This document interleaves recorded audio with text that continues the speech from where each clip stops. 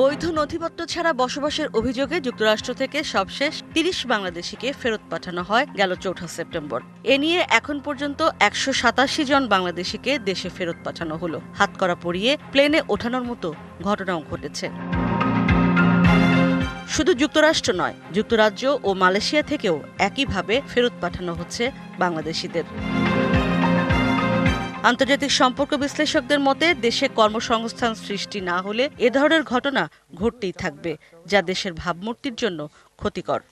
বাংলাদেশের পক্ষে এই মুহূর্তে ২০ লক্ষ মানুষদের কর্মসংস্থান করা সম্ভব নয়। দক্ষতাটা যদি আমরা বৃদ্ধি করতে পারতাম, তাহলে যে মানুষগুলো এখন গিয়ে ওখানে বেআইনি হয়ে যাচ্ছে, তাদের পক্ষে বেআইনি না হয়ে আইনি প্রক্রিয়ার মধ্য দিয়ে গিয়ে সেখানে কাজ করার সুযোগটা হতে পারে। যেহেতু দক্ষতা নাই, সেখানে কাজের জগতে বা কাজের কাজ পায় না, তারা না পেয়ে বেআইনি অনুপ্রবেশকারী হিসাবে চিহ্নিত হয়ে যায়। অভিবাসন বিশেষজ্ঞ বলছেন, এই দায় সরকারের উপরও বর্তায়, তবে সচেতন হতে হবে সকলকেই।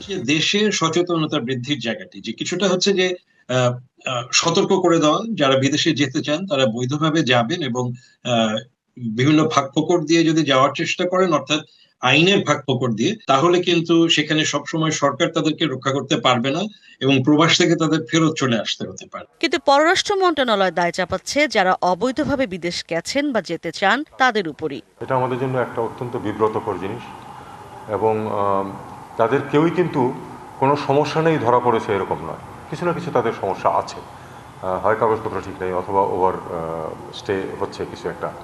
আমার মনে হয় আমাদের শুধু সরকারের প্রশ্ন না, এটা আমাদের সবাই মিলে এটা ঠিক করতে হবে যে বাংলাদেশের যে একটা ইউনিক খারাপ পজিশন, এটা থেকে আমাদেরকে বেরিয়ে আসতে হবে।